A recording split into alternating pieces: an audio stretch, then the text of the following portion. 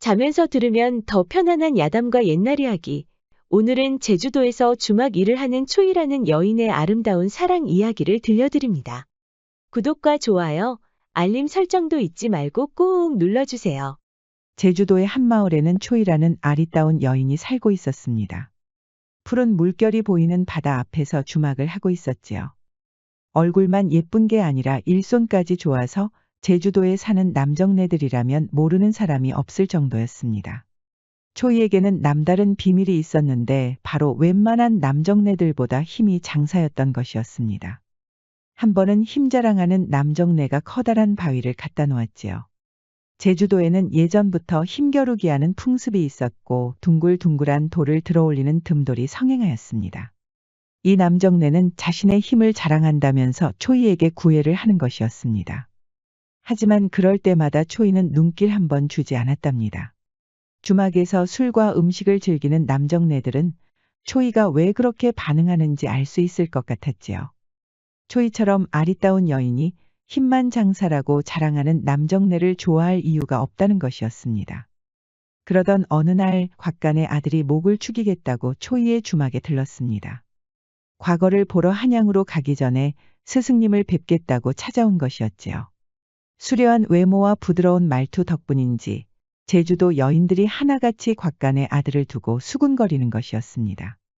그동안 남정네들에게 눈길도 주지 않던 초이도 곽간의 아들에게 호감을 보이는 것이었지요. 그대가 주모입니까?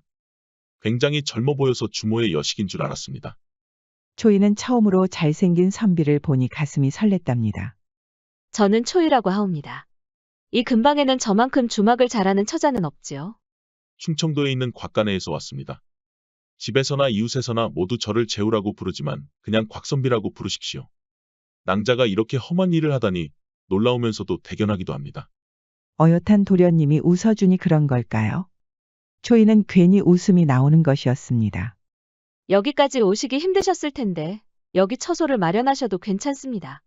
나그네들이 많이 드나드는 곳이니 부담 갖지 마시고 충분히 쉬었다 가십시오. 그렇게만 해주신다면 저야 감사하지요. 초이는 처음으로 야릇한 기분에 빠지는 것이었습니다. 자기도 모르게 곽선비를 잡아뜨리고 주저앉는 상상을 했지 뭐예요. 애구머니나 내가 미쳤지. 초이는 당장 정신을 차리고 손님들을 받는 것이었습니다. 하지만 그 고운 손으로 술잔을 기울이는 곽선비를 보고 있자니 심장이 두근두근 뛰는 것이었지요. 날이 저물고 손님들의 발길이 뜸해질 때 곽선비가 산책을 한다고 나왔습니다. 초이는 빈 그릇을 치우면서도 곽선비로부터 시선을 떼지 못하고 있었습니다. 곽선비가 기지개를 켜며 돌아오는데 그만 돌에 걸려서 넘어지는 것이었습니다.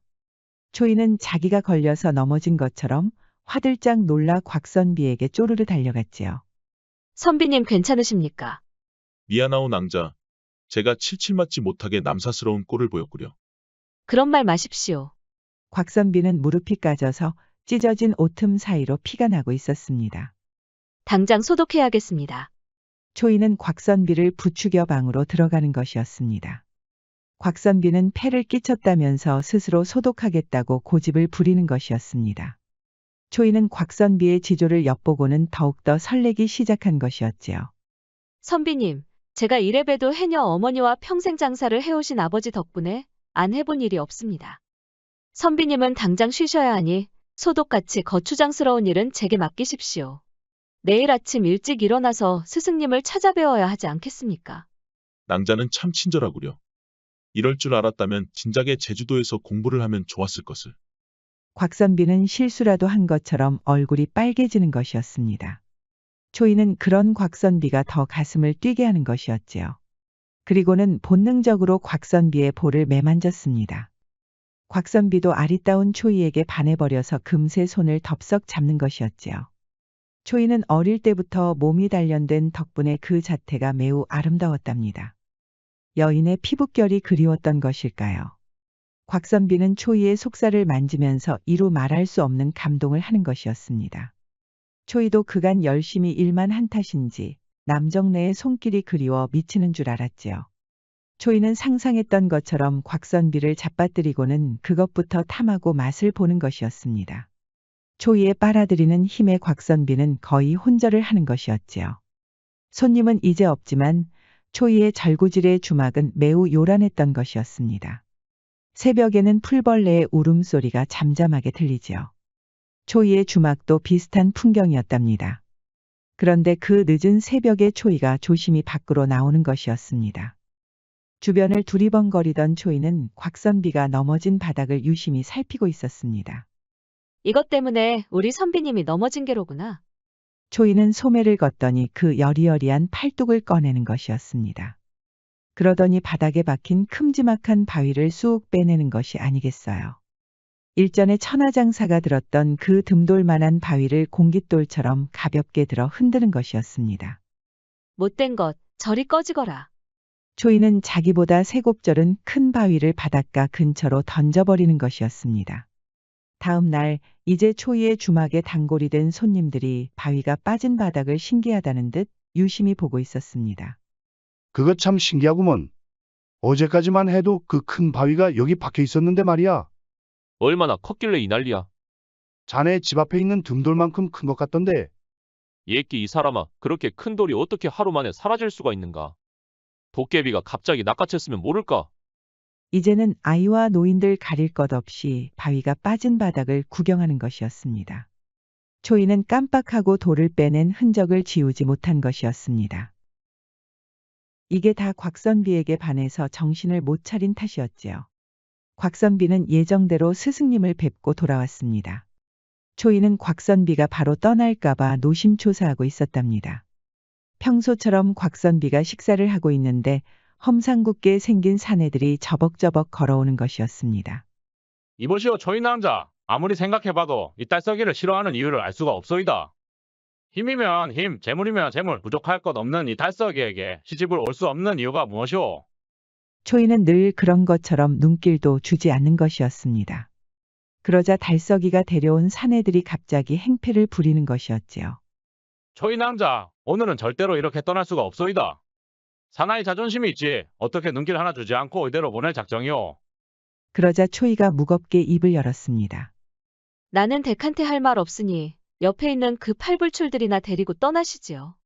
초이에게 오랫동안 구애를 했던 남자는 기가 막혔는지 가슴을 치고 땅을 구르는 것이었습니다. 그때 조용히 식사를 하던 곽선비가 나서는 것이었습니다. 이보시게들, 정처 없이 떠도는 나그네들도 많은데 너무 무례한 거 아니오? 내 놈은 뭔데 간섭이냐? 그냥 다른 나그네들처럼 가던 길이나 가시지. 밥을 먹을 때는 개도 건드리지 않는다는 말도 모르는가? 자네들 때문에 밥도 못 먹고 떠나는 사람들이 안 보이는가? 알고 보니 사내들은 믿는 구석이 있었습니다. 초이가 주막을 한다고 객주의 고대감에게 돈을 빌린 적이 있는데 이 사내들이 바로 고대감의 수하들이었습니다. 초이가 열심히 주막 일을 하는 이유도 다 돈을 갚기 위한 것이었지요. 돈을 빨리 갚고 싶으면 실험 내기라도 하면 될 터인데 우리 어여쁜 초이 낭자가 그럴 처지는 안 되고 그러니까 이 달석이에게 시집을 오라니까. 결국 사내들은 모두 물러갔지만 난장판이 된 주막을 정리하는 데는 시간이 걸렸답니다. 낭자, 아까 돈을 빨리 갚고 싶으면 씨름 내기라도 하라는 게 무슨 말입니까? 선비님은 아실 필요 없습니다. 객주의 고대감이라는 작자가 불쌍한 사람들 돈 뜯어내려고 벌려놓은 것이지요. 돈 빨리 벌려고 갔다가 호되게 당한 사람들이 태반입니다. 하지만 낭자가 빨리 돈을 갚으려면 그 씨름 내기를 하는 수밖에 없는 거 아니오? 선비님이 걱정해 주시는 것만으로도 풍족하오니 염려하지 마시고 주무시지요. 그날 밤 초이는 주막 일을 하면서 땀범벅이 되었답니다. 그런데 곽선비는 초이 목 주변으로 흐르는 땀이 너무나 아름다워 보였지요. 초이 낭자, 제가 그 땀을 닦아드리겠소. 초이는 빙긋 웃으며 그 우아한 목선을 드러내는 것이 아니겠어요. 곽선비는 초이의 뒤로 가서 목 주변을 정성스럽게 닦아주는 것이었습니다. 선비님이 손수 닦아주시니 온몸의 피로가 싹 녹아내리는 것 같습니다. 이제 곽선비는 초이의 가슴부터 복근까지 닦아주었지요. 초이는 저고리를 벗어 등불 옆에 놓더니 곽선비를 야릇하게 쳐다보는 것이었습니다. 선비님, 저랑 씨름 한판 하실래요? 씨름이라고 하였소. 고대감의 씨름터는 잊으시고 저랑 내기하시지요. 먼저 넘어뜨리는 사람 소원 들어주는 것이 어떻습니까? 재밌겠소. 한번 해보지요.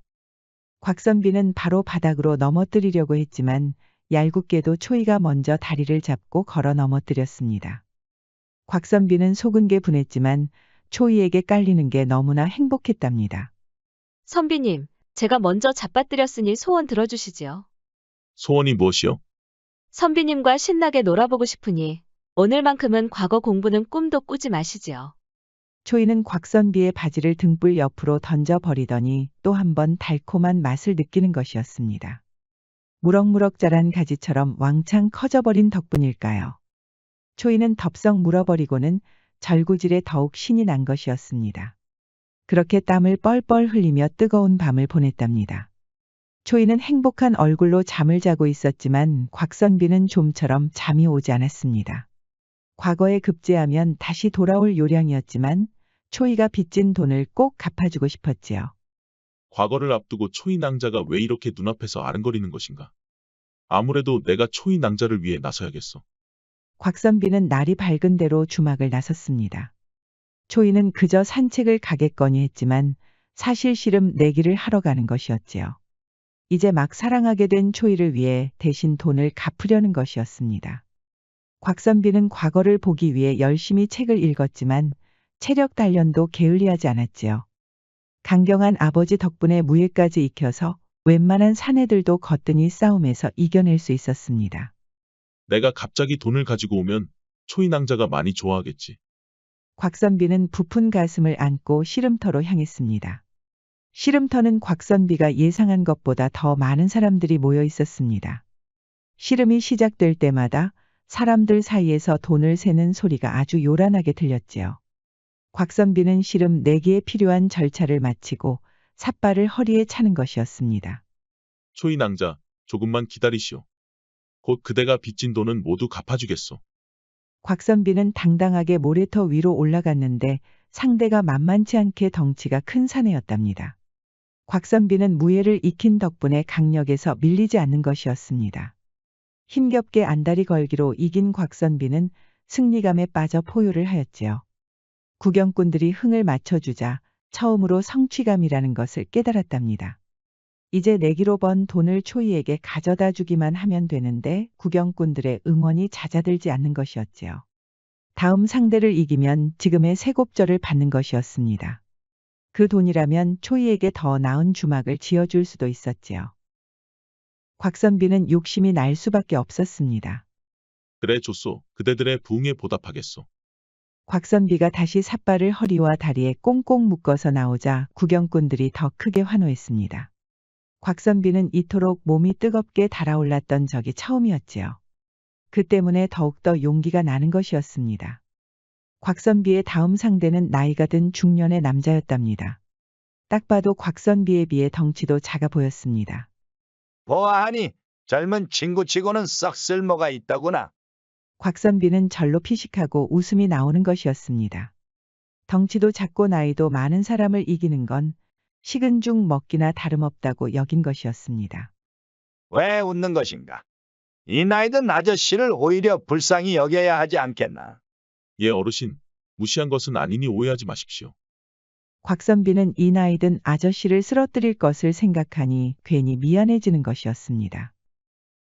그런데 이게 무슨 일일까요? 바로 들어서 조심히 모래터 위에 눕히려고 했는데 꼼짝도 하지 않는 것이었습니다.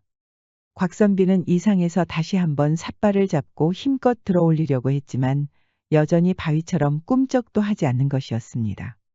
왜 그러나 젊은이 벌써 힘이 빠진 겐가? 곽선비는 자존심이 상했지만 더 이상 힘을 쓰지 못했습니다. 갑자기 기진맥진하고 숨이 차오르니 곽선비는 귀신에라도 홀린 것 같았습니다. 그럼 이 아저씨가 힘쓸 차례가 온 겐가? 이미 곽선비는 녹초가 돼서 그대로 모래터에 쓰러져 버렸습니다. 주막으로 돌아오는 곽선비는 힘없이 터벅터벅 걸어오고 있었답니다. 이 일을 어쩌나. 초이 낭자가 갚을 돈만 가져가면 될 것을 괜히 욕심을 부려서 빚만 떠안고 왔구나.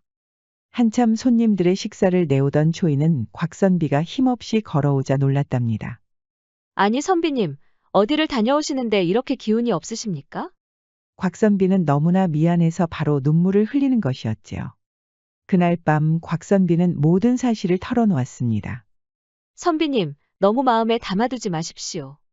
제가 바로 고대감한테 찾아가서 선비님이 빼앗긴 돈을 모두 달라고 해보겠습니다. 달라고 하면 그냥 주겠소. 낭자도 말했지만 그 고대감 성격이 보통 내기가 아니라고 하지 않았소. 어차피 곧 돈을 갚을 작정이었습니다. 고대감은 옛날부터 부모님과도 가까웠으니 꼭 제 부탁을 들어주실 겁니다. 걱정하지 마시고 끼니부터 채우시지요. 초이는 식솔들에게 잠시 주막 일을 맡기고는 몰래 고대감이 있는 씨름터로 향했습니다. 너울을 쓰고 들어왔기 때문에 아무도 초이를 알아보지 못했지요.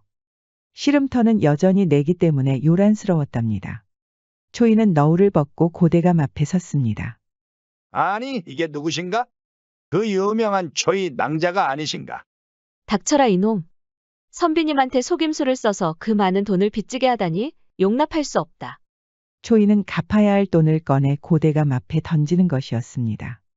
그렇게 돈을 갚으라고 할 때는 아는 척도 안 하더니 사랑하는 남자가 생기니 마음이 달라졌구나. 어디 사랑에 빠진 초이 낭자와 씨름 한판 해볼까? 나까지 기만하려고 하는구나. 그래, 어디 덤벼보거라. 초이는 그 우아한 허리에 삿발을 묶는 것이었습니다. 고대감 주변에는 코끼리 다리처럼 튼실한 다리를 가진 씨름꾼들이 있었지요. 그에 비해 초이는 가날픈 다리를 가지고 있었답니다. 고대감도 삿발을 바로 허리에 묶어서 초이에게 다가갔습니다. 온몸이 불꽃처럼 달아오르는구나. 역시 초이만한 상대는 없지. 시끄럽다 이놈. 사실 초이는 어릴 적부터 힘이 장사였는데 사람들 눈총이 두려웠던 부모님이 숨기고 살았답니다. 듬돌도 아주 쉽게 들어서 여기저기 던져버리니 부모님은 늘 불안했지요. 그러던 어느 날 고대감이 지나가다가 어린 초이를 본 것이었습니다. 고대감도 어릴 적부터 힘이 장사였는데 동족을 본 것 같아서 기분이 좋았던 것이었습니다. 그때부터 고대감은 초이에게 구애를 했고 부모님은 당연히 반대하였지요. 초이는 그 힘을 좋은 곳에 쓰려고 했지만 고대감은 힘없는 사람들의 재물을 빼앗는 데 쓴 것이었습니다. 초이의 부모님은 일찌감치 고대감의 정체를 알고 있었지요. 화가 난 고대감은 왈패들에게 몰래 돈을 줘서 유기그릇 장사를 하는 아버지의 가게를 모두 망가뜨렸습니다. 초이는 어린 나이에 부모님을 돕겠다고 소를 몰아서 농사를 도왔지요.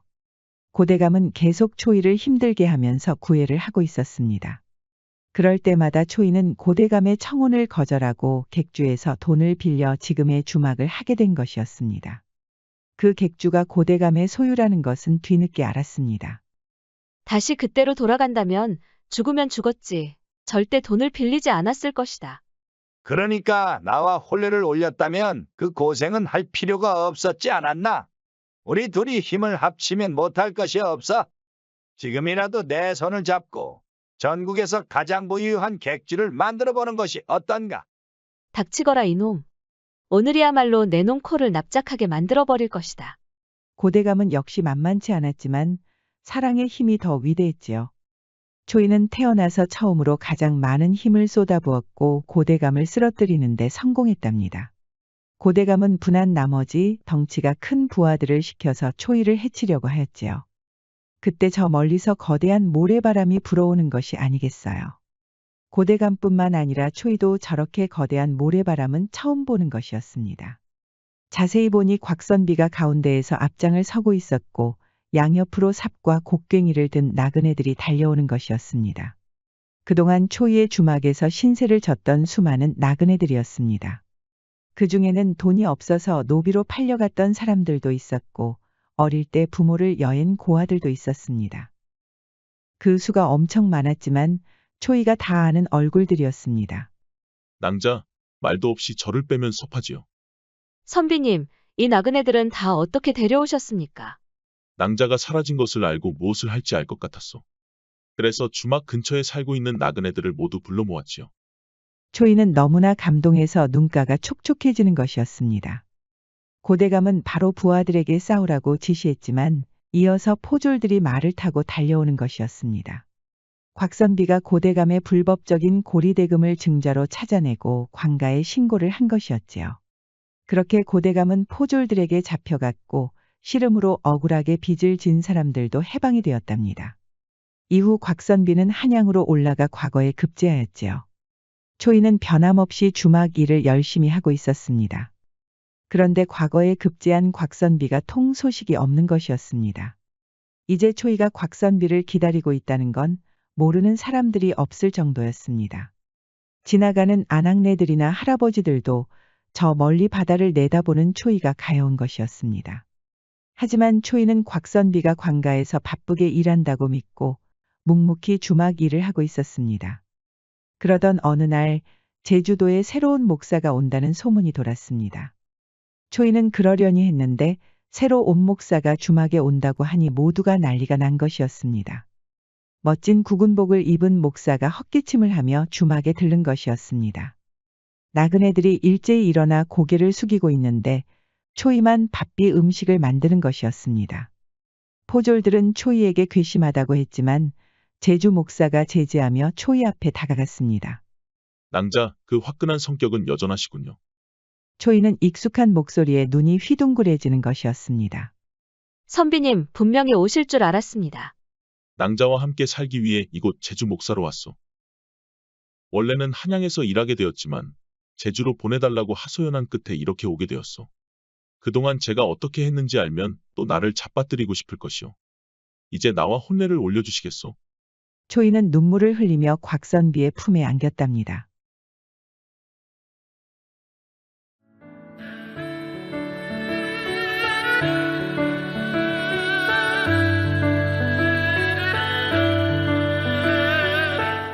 야담과 옛날 이야기는 앞으로도 재미있는 이야기가 많이 준비되어 있습니다.